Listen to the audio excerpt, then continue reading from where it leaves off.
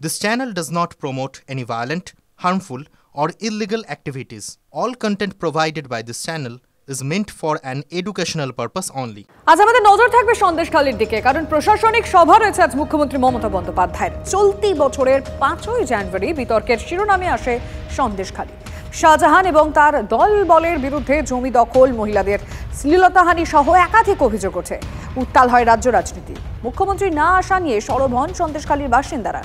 লোকসভা নির্বাচনের প্রচারে সন্দেশখালী যাওয়ার কথা ঘোষণা করেন তিনি।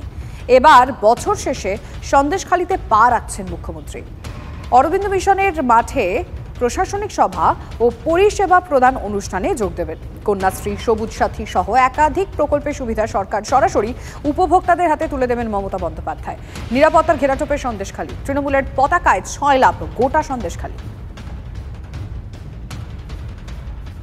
সন্দেশখালীর নরম মাটিকে ইট বিছিয়ে শক্ত করা হয়েছে। মুখ্যমন্ত্রীর হেলিকপ্টার এই হেলিপ্যাডে অবতরণ করবে এবং তারপর মুখ্যমন্ত্রী সরাসরি চলে আসবেন সভা মঞ্চে। সন্দেশখালী বারবার বিতর্কের শিরোনামে থেকেছে। শেখ শাহজাহান থেকে শিবু হাজরা, তৃণমূলের দাদাগিরিতে সন্দেশখালী শিরোনামে গিয়েছিল একাধিক অভিযোগ, মহিলা নির্যাতন থেকে শুরু করে অত্যাচারের। সেই অভিযোগে অবশেষে ইতি এসেছে। তার কারণ শেখ শাহজাহান গ্রেপ্তার হয়েছে এবং তারপর বছর শেষ হতে না হতেই সন্দেশখালীতে আসছেন মুখ্যমন্ত্রী মমতা বন্দ্যোপাধ্যায়। মঞ্চ সজ্জার কাজ জোর কদমে চলছে। তার কারণ এখন সন্দেশখালী আগের থেকে অনেক বেশি শান্ত, এমনটাই দাবি করে এসেছেন তৃণমূল নেতারা। তার কারণ তৃণমূলের জোর জুলুম যেখানে ছিল শেখ শাহজাহান, শিবু হাজরাদের, তা কিন্তু বকলমে স্বীকার করতে হয়েছে তাদের। এবার মুখ্যমন্ত্রী সরাসরি তিনি এসে নিজের হাতে সবুজ সাথী, পুরশ্রী, কন্যাশ্রী, ই রিক্সার মতন প্রকল্পের সুবিধে তা কিন্তু তুলে দেবেন সন্দেশখালীর মানুষের হাতে।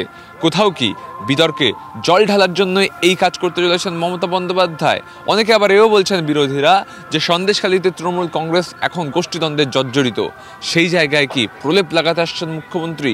একাধিক বিষয়ে সন্দেশখালী তাকিয়ে আছে মুখ্যমন্ত্রীর দিকে। ক্যামেরায় সমরের সঙ্গে সুমন, TV9 বাংলা, সন্দেশখালী।